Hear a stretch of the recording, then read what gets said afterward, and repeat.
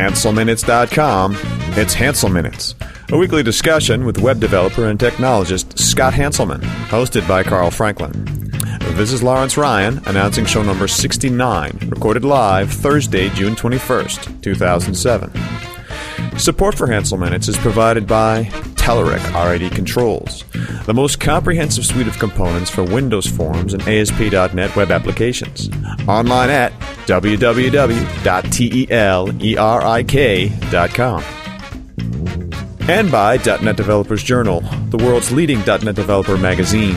Online at www.sys-con.com. In this episode, Scott and Carl discuss current hardware and building a new developer machine. Hi, this is Carl Franklin. You're listening to Hansel Minutes from HanselMinutes.com. I'm here with Scott Hanselman again. Hi, Mr. Scott. How are you, sir? I'm fine. What's up this fine day? Well, I finally got permission from the wife to build my computer. The dream machine, as it were? This is the Ultimate Developer Rig, the new computer for the home. Awesome. I was going to buy a MacBook. I've been talking about this on and off, but and I even went and put it in my shopping cart on Apple.com, and I let it sit there for a bit. I went to the Apple store at the mall and put it all together and thought about it, but I just couldn't justify $4,000 at this point when I figured I don't really use the Mac Mini that I have right now, so I'm just going to hang back a little bit on the Mac. But I do use my home PC a lot. It's a P4, and it's just not cutting it for me right now, and I've had a lot of bad experiences with Vista.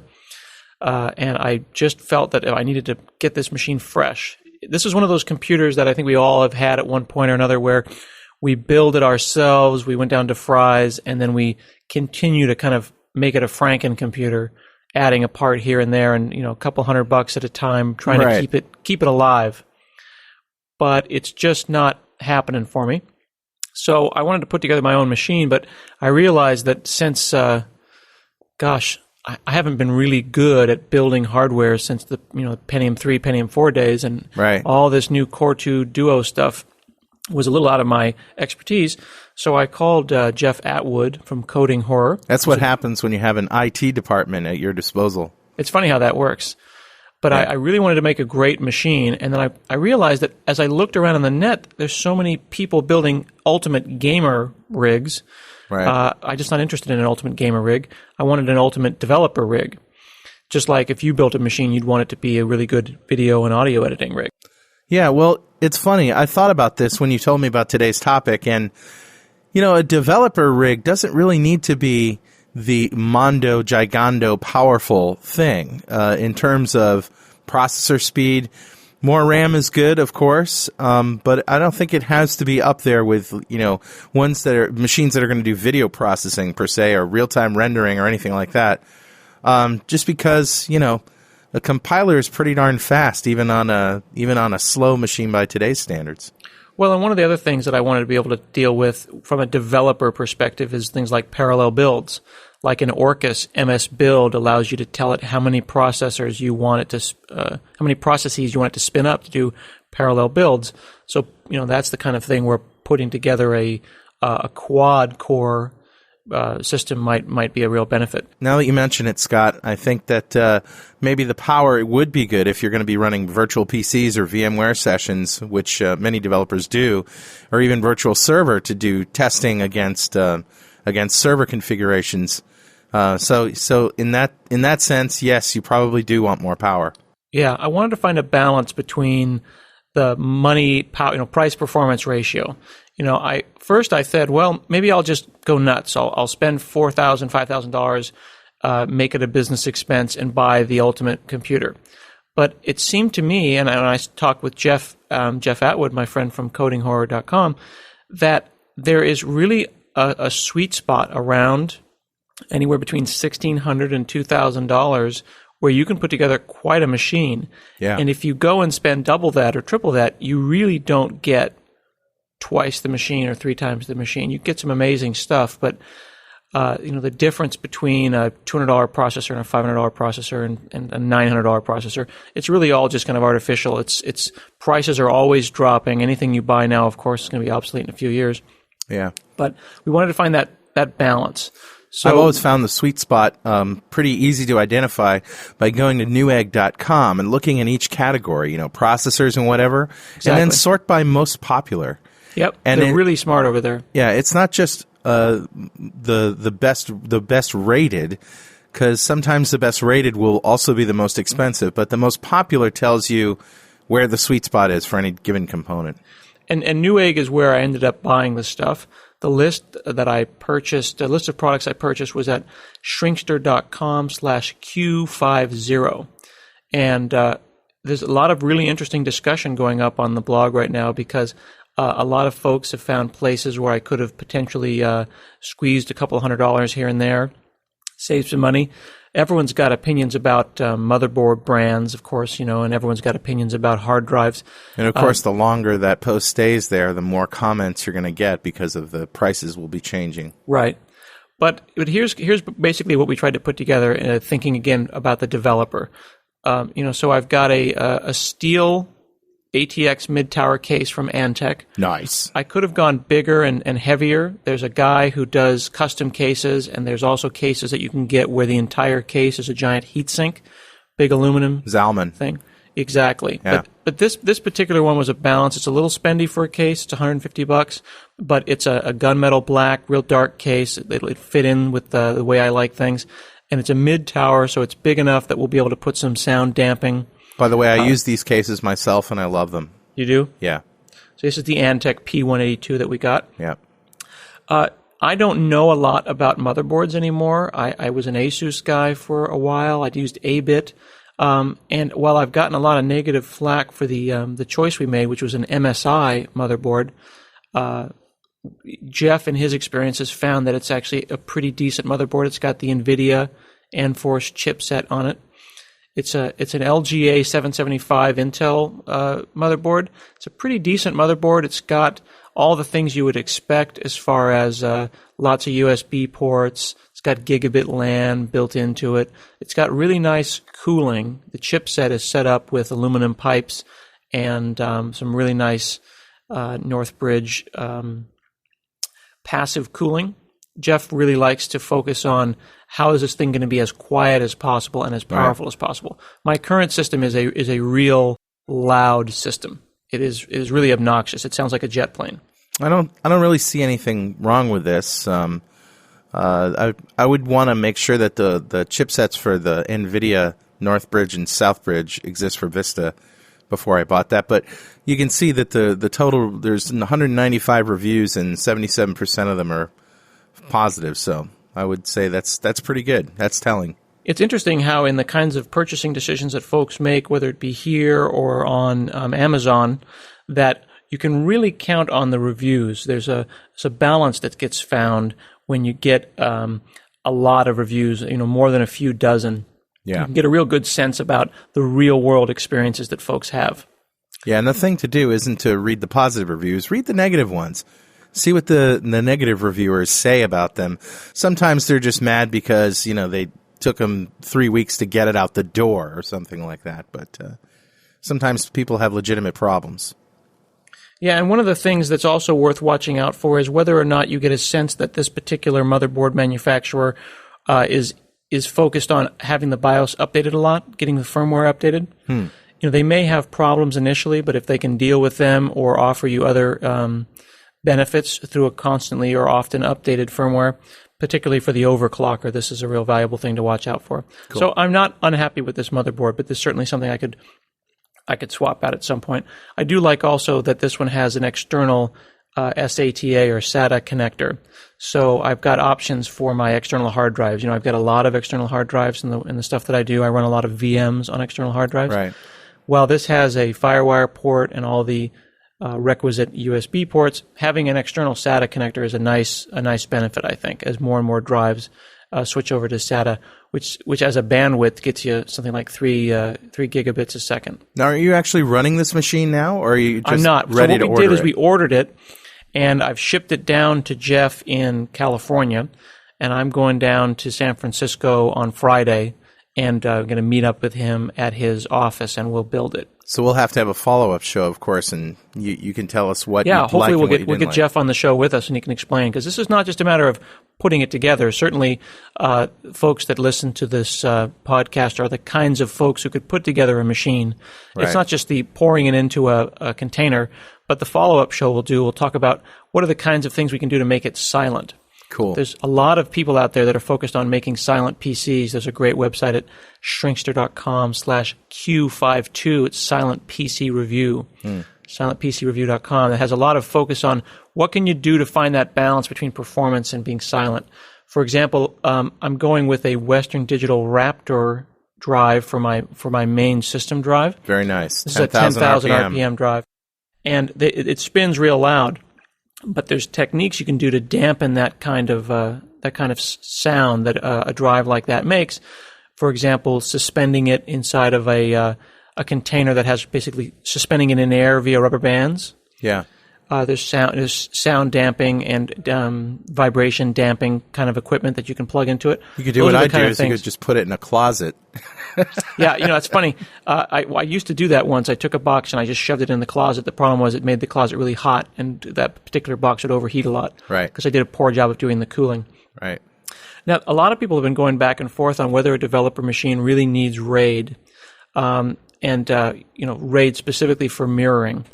And I go back and forth on this myself, but I already have a Western Digital 150 on my current machine. That was the very last piece of hardware that I bought to make that machine faster. Right. I'm thinking I'm going to take that drive once I've brought everything over to the new system, and I'm going to end up mirroring my system drive. Because there's kind of two things to worry about. There's the getting the box back from the dead. Do you mirror it? Do you do RAID on your system drive so you can bring it back? Or the other option, of course, other than just doing RAID mirroring for your system drive, is to take images a lot, whether you use something like Acronis True Image or whether you use Windows Home Server.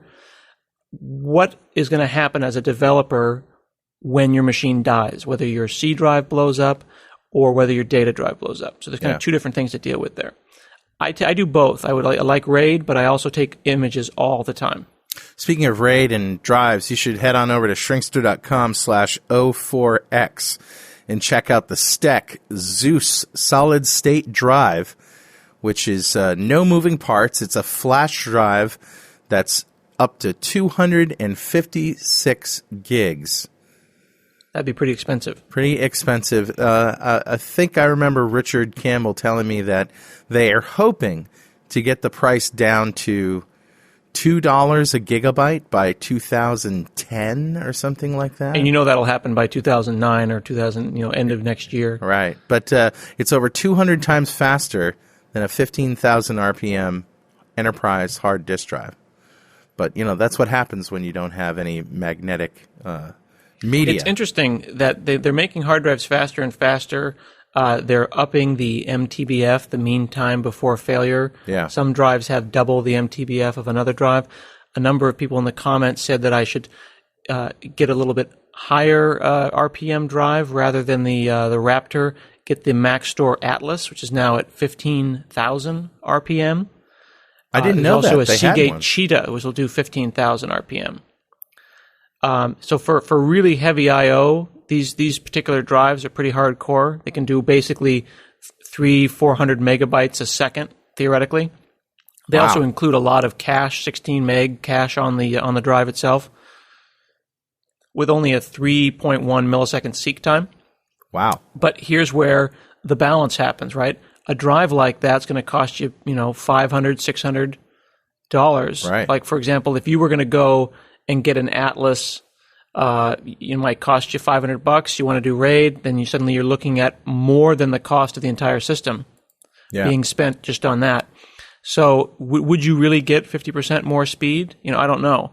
But from a price performance balance, the Western Digital Raptor 10,000 RPM drive is about $200, and you can find them around for $175 if you hunt. Versus a $500 or $600 drive with the 15,000 RPM. Also, the faster they go, usually the lower capacity they go up to. Yeah, the 15,000s right now at 150, and the Western Digital for a long time was a 75 gig drive. Now with the perpendicular configuration Right. that they're using, they're able to get more on that. But I don't know if I want my bits that close to each other, frankly. Well, my machine actually has two Raptor 15,000 RPM 150 drives mirrored as a boot 15,000 drive. RPM? I'm sorry, 10,000 RPM. Okay. Yes. Mirrored with onboard RAID. So that is my boot drive. And that works well? It works great. It's And you're very using the fast. built-in RAID on the on the motherboard. Yes, I am, because I also have a PCI Express RAID controller, but that's for the data. Yeah. Ah, interesting.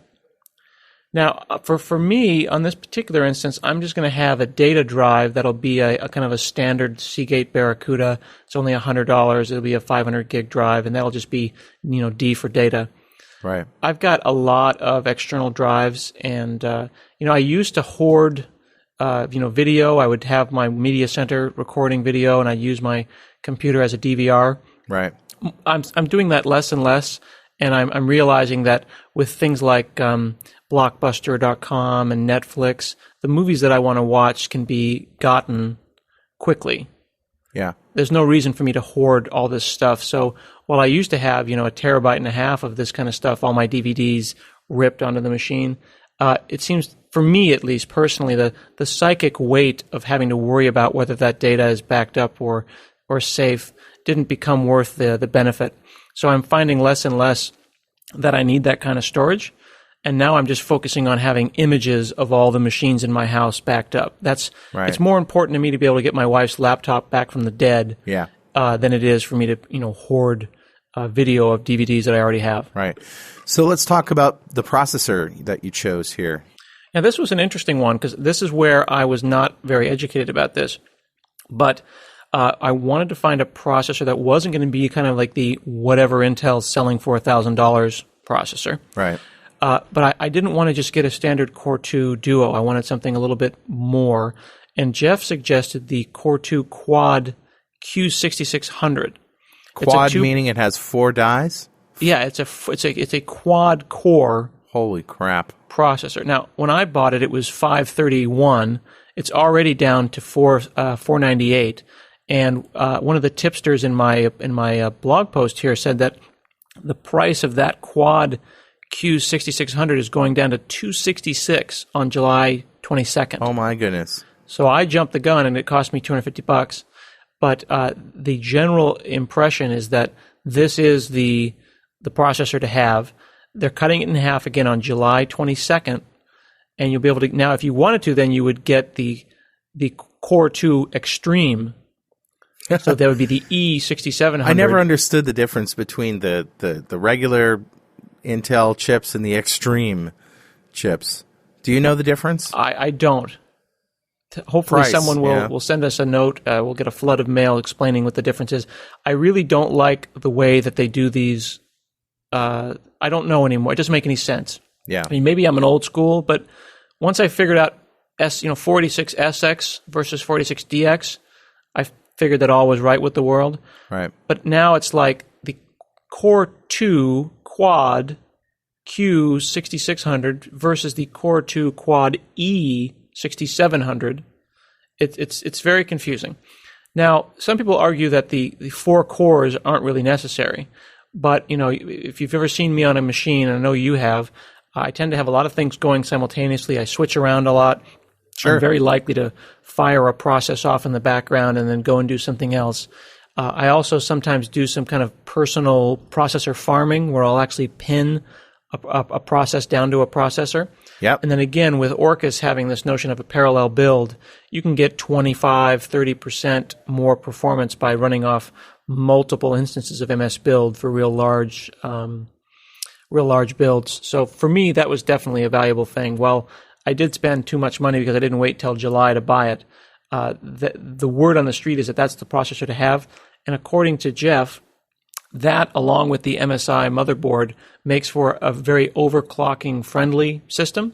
Okay. So we might be able to get that 2.4 gigahertz to go up to 3.1, which could squeeze extreme level speeds out of a non-extreme processor. I'm not so sure that you're gonna see a big difference running a developer machine with that change in Between CPU. what and what? 2.4 and 3 point whatever. I'm not so sure you'll see a difference, but it is interesting. I think maybe if you were a gamer, you'd be more interested in that. Tell me about the enormous heatsink cooler thing that you got here. What is that all about? Yeah, this is the Scythe, what is it called, a Ninja, basically. It's a giant CPU cooler. I've got a giant one on my system right now. Looks like something that you'd see at the Indianapolis 500. Yeah, it's absolutely huge, and we had to do some measurements to make sure that it would have room inside of the system. Right. It's got copper parts. It is real big. It's a little bit less quality than the Zalman heat sinks, which are very well thought of. Right. But it apparently cools very, very well.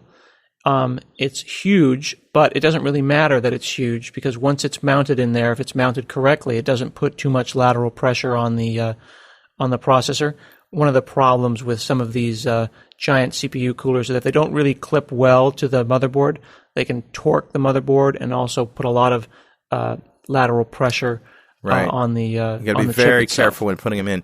You know, one thing that I like about this, and I'm just looking at the picture here, is that it's got pipes going up either side into these radiator-type heat sinks. Right, these are the copper pipes. And they sandwich a fan. So there's a fan in the middle, and then the heat sinks are on either side of that. So those things are getting hot, and then, of course, the fan is cooling them off directly. Yeah. And this was a balance. I didn't really feel like spending $150 for a cooler. So for $35, it's a pretty decent one. And it apparently works very well. If you're overclocking like a 6600 and you overclock it to 3 gigahertz, you can get idle temperatures of about 30 Celsius, which is pretty reasonable and definitely cooler than my current system runs. Now, again, it's huge, but it cools the things down and it stays quiet, and that's really the whole point is to kind of keep that case temperature, keep that CPU temperature around 30 Celsius. Now, you went with a 520 watt power supply. What was your thinking there? Well, this Corsair power supply is also very well thought of, and I know that Jeff has a lot of experience with this particular one. I have a tendency to put a lot of drives in my cases. Even though I'm an external hard drive guy, you might be, if I decide to do RAID, I might have 4 different drives in there, along with 2 pretty large video cards. I don't want to have any chance that I'm not going to have enough wattage. Most often, you don't need this kind of wattage. You can get away with 300 watts. But having more is the safe thing. In this case, having more is pretty safe. It's got a very, very quiet fan that varies its RPM based on temperature. It's got a real nice modular cable that lets you basically choose the cables that you want. They're very kind of focused on just getting the job done. You use just the cables you want, no more, no less, as opposed to having a big giant fan of cables that pops out of it. That allows you to have much better airflow in your case. Just use the cables you need. One thing you should be careful of when you're buying a power supply, if you're going to get one that's big, and I mean, my power supply, I don't mind telling you, is a megawatt. It's 1,000 watts. And I had a problem with it because it was so long that it was like solving one of those puzzles that Decaware always has at their booth at the shows. They have those little logic puzzles. They're like things that are interlocked, and only by twisting them together in the right way and moving your hands a certain way can you take them apart. That's what the experience was like getting this in the case. Really? It barely fit. Is it pretty loud? No, it's not loud at all, but it was just big. And even though it was a big case, the openings that were available for me to put things in, it just was a little too big for it. So yeah. But I did get it in, obviously. This is a pretty comfortable size, and with the 520 watts, it's going to give me enough power to do whatever kind of overclocking that I need.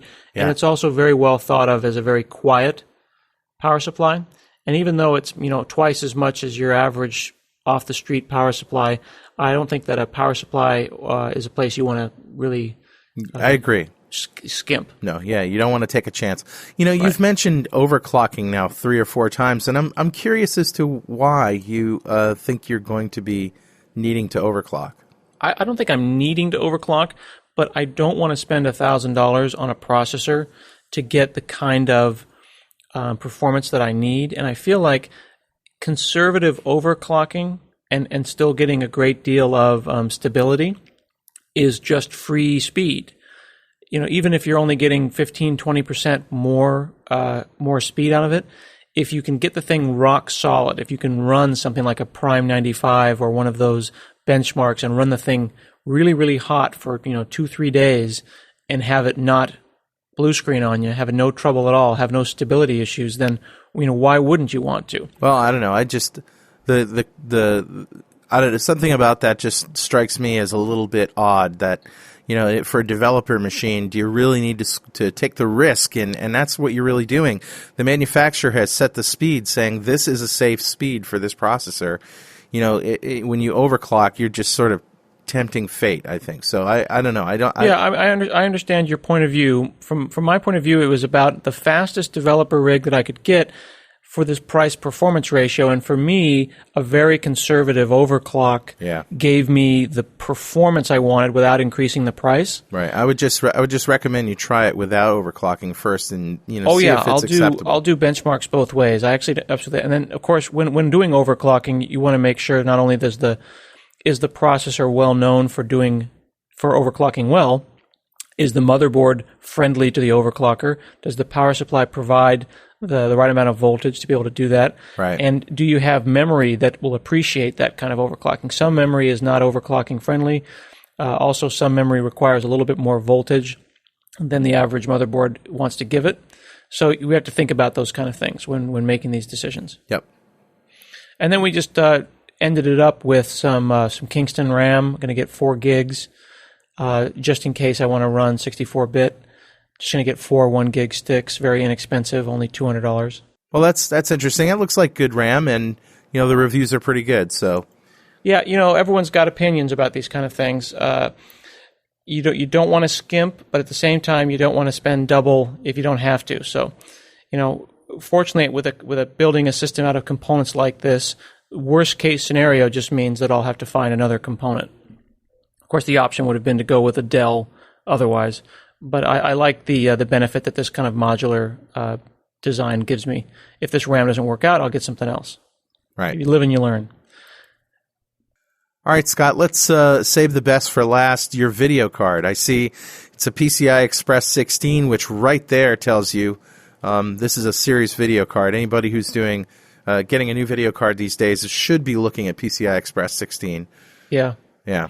This is a pretty decent balance. This is a GeForce 8600. It's a 256 meg card. It's not, a super duper $500 video card, but it is a pretty serious video card. It's basically, say, on NVIDIA's 8600 GTS core. Mm-hmm. It's a dual width PCI Express card, so it's a big card. It's got 2 DVI outputs, so one video card will run 2 monitors happily. And both of those are dual link, right?